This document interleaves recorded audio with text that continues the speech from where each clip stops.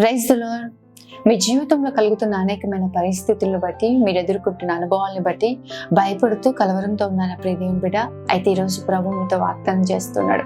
యెషయా గ్రంథం 41 అధ్యాయం 10వ వచనం చూసినట్లయితే, నేను నీకు తోడై ఉన్నాను, భయపడకు అని. నిశ్చయంగా ప్రియ దేవుని బిడ్డ, దేవుడు మనకు తోడుగా ఉన్నాడు.